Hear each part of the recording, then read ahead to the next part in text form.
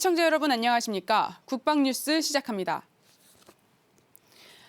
한 번쯤 전투기 조종사를 꿈꾼 분들 있을 텐데요. 서울 아덱스 2021 마지막 날 대한민국 국민조종사가 되어 영공 수호의 임무를 완수한 이들이 있어 취재했습니다. 윤현수 기자입니다. 전투기 조종복에 비상탈출용 장구류를 착용하고 헬멧끈도 단단히 조여봅니다. 주인공은 코로나19 전담병원 간호사와 6번 도전 끝에 선발된 취업 준비생 등 4명. 535대 1이라는 역대 최고의 치열한 경쟁률을 뚫고 1일 국민조종사가 됐습니다. 비행 교관의 최종 브리핑 이후 조종사의 인도에 따라 FA-50과 T-50 전투기 조종석에 오르고 드디어 가을 하늘을 향해 힘차게 날아오릅니다. 오랫동안 꿈꾸던 시간. 국산 전투기 편대는 서해대교부터 태백산맥을 지나 정동진과 삼척해안까지 동쪽으로 횡단하며 대한민국의 곳곳을 둘러봤습니다. 공중전투와 전술임무 기동도 체험해보며 1시간 동안 잊지 못할 추억을 만들었습니다. 실제로 타보니까 너무나 좋더라고요. 이런 초음속 항공까지 만들다는 게 대한민국 국민으로서 너무 뿌듯했고 정말 진심으로 자부심을 너무 크게 느꼈습니다. 베테랑 현역 공군 2명도 명예 조종사로 올해 처음 함께했습니다. 주인공은 30년 이상 베테랑 정비사 성낙관 준이와 총망받는 정비 부사관 김정민 중사로 우리나라 영공을 날고 싶다던 꿈을 이뤘습니다. 공군이 하늘에서 이렇게 움직이고 하늘에서 움직이는 이런 것 자체가 정말 힘이 있고 파워가 있구나 하는 그런 걸 느꼈습니다. 앞으로도 탄탄한 강한 공군이 돼서 나라를 안고 대한민국을 안보를 탄탄히 하고 안정화될 수 있는 그런 이바지하는 공군이 됐으면 좋겠습니다.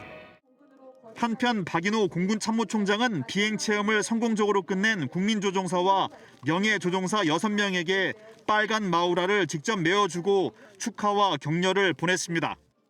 지난 2007년부터 아덱스 행사와 연계해 2년에 한 번씩 진행되고 있는 전투기 비행체험. 국산 항공기의 우수성을 널리 알리는 한편 국민들에게 특별한 추억을 선사하고 있습니다.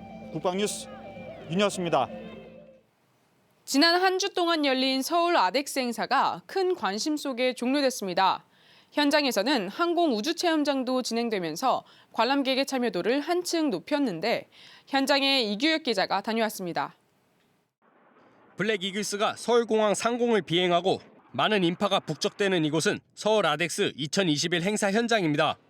아덱스 2021 행사에서는 지난 22일부터 23일까지 항공우주 체험장을 열어 다이나믹한 체험형 전시로 국민들의 흥미를 높였습니다.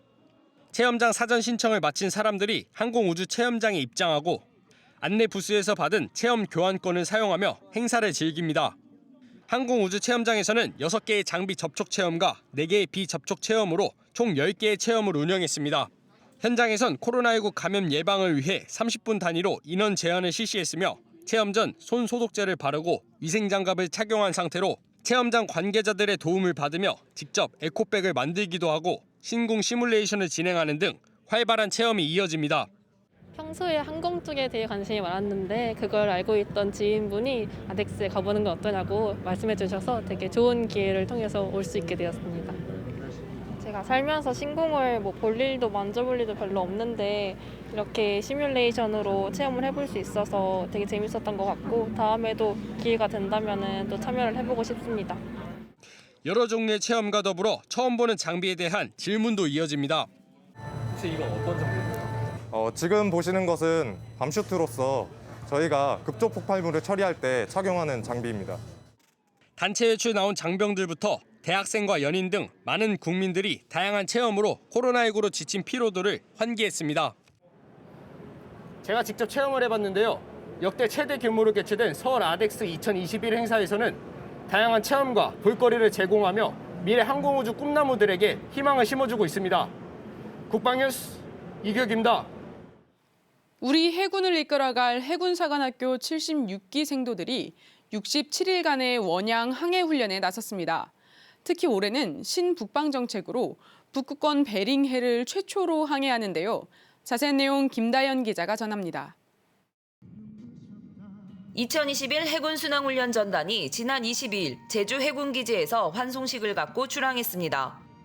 순항훈련은 졸업과 임관을 앞둔 해군사관학교 4학년 생도들의 원양 항해 실습으로 1954년부터 시작해 올해 68번째를 맞았습니다. 2021년 10월 20일부터 동년 12월 27일까지 해군사관학교 제76기 순항훈련 참가를 명받았습니다. 이에 신고합니다. 올해 순항훈련엔 사관생도 152명을 포함한 약 540명의 순항전단 요원들이 4,400톤급 구축함인 왕건함과 10,000톤급 군수지원함인 소양함에 탑승했습니다. 순항훈련 기간 동안에 여러분들 순항훈련 목적을 충분히 달성하고 코로나19 그다음에 안전을 확보한 가운데 안전하게 복귀하기를 기원합니다. 코로나19 감염을 원천 차단한 상황에서 4학년 생도들은 앞으로 해군 장교로서 필요한 전문 지식과 임무 수행 능력을 키우고 군함을 통한 군사 외교를 배우게 됩니다. 이번 순항훈련은 시맨십과 리더십을 배양해 국제 안보 환경과 국가 정책, 해군의 역할을 이해하는 글로벌 인재로 성장할 수 있도록 국방 리더 양성에 중점을 뒀으며 신북방항로 개척이라는 청사진도 제시에 의미를 더했습니다. 과거 동남아시아를 시작으로 미주와 중동, 수에즈 운하를 거쳐 유럽과 아프리카까지 세계 일주항해 성공에 이어 올해 순항훈련 전단은 북극권 베링해를 해군 최초로 항해하게 됩니다. 제주를 떠나는 순항훈련 전단은 미국 알래스카항을 시작으로 캐나다 빅토리아항과 미국 샌디에이고, 하와이와 괌 등 2개국 5개 항을 기항합니다.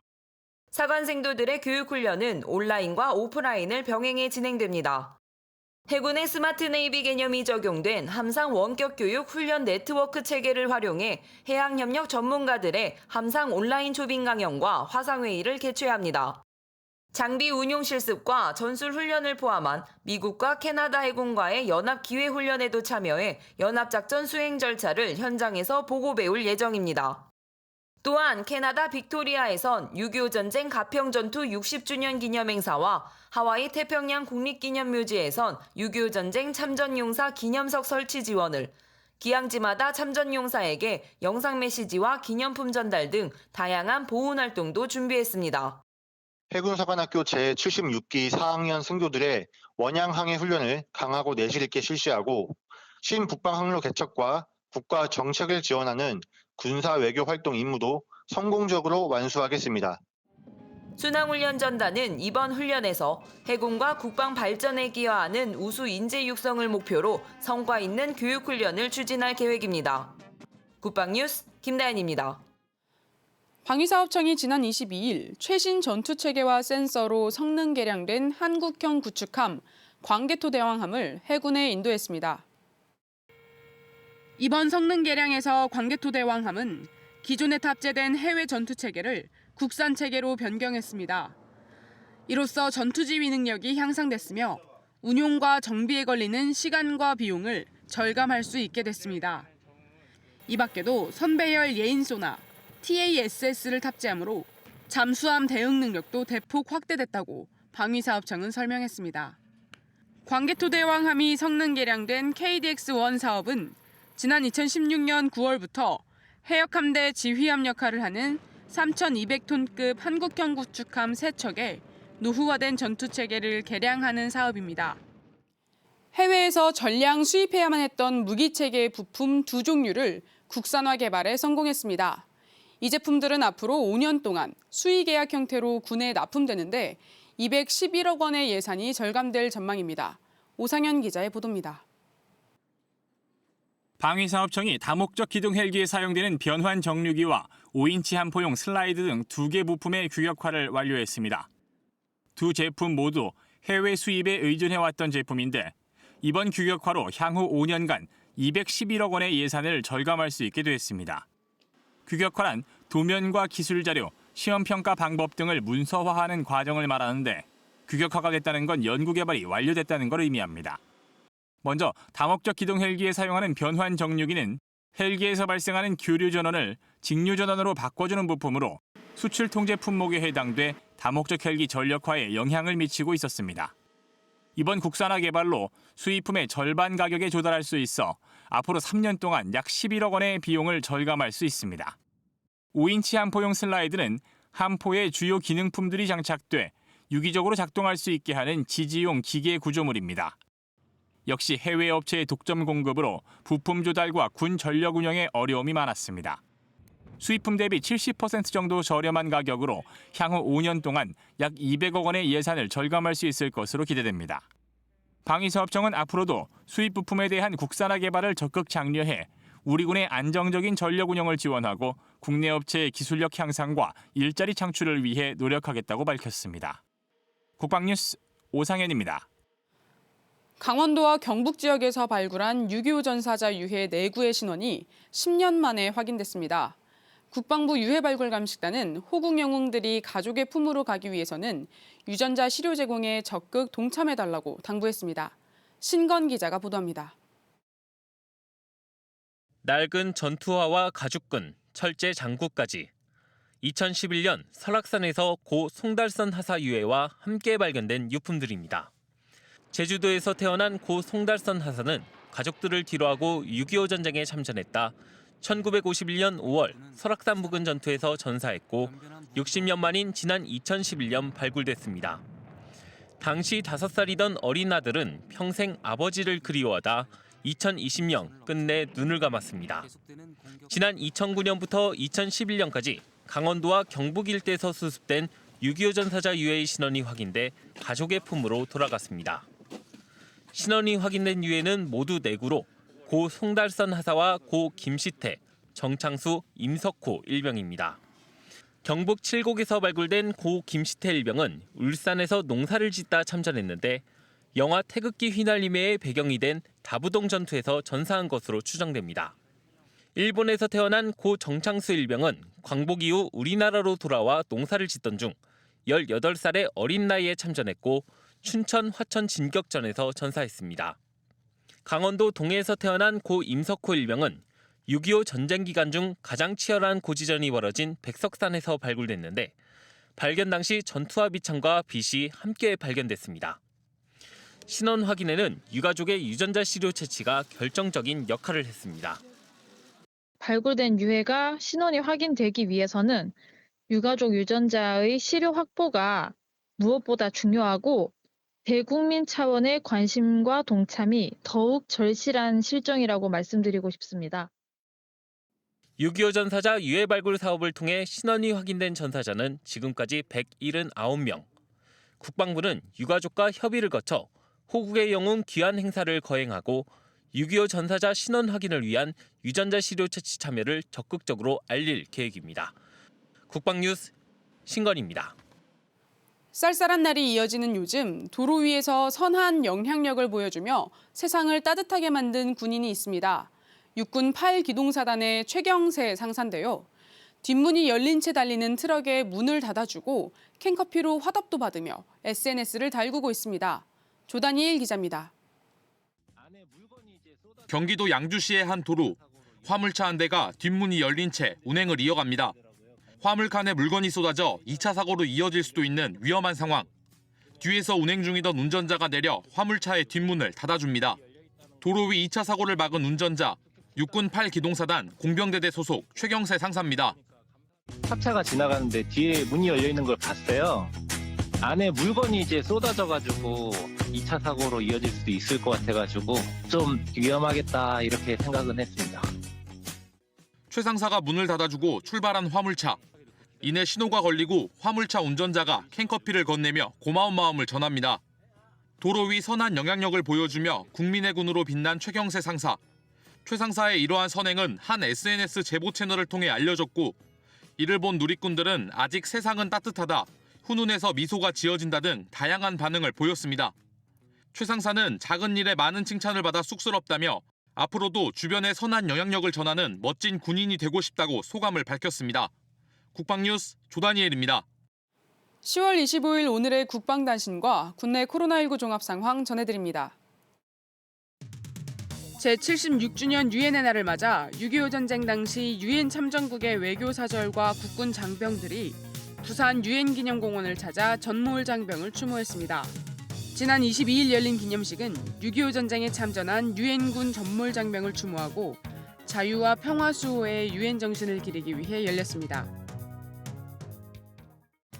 10월 25일 오전 10시 기준 국내 코로나19 현황입니다. 추가 확진자는 7명, 누적 확진자는 2,011명입니다. 격리 인원은 60명, 격리 해제 누적 인원은 1,951명입니다.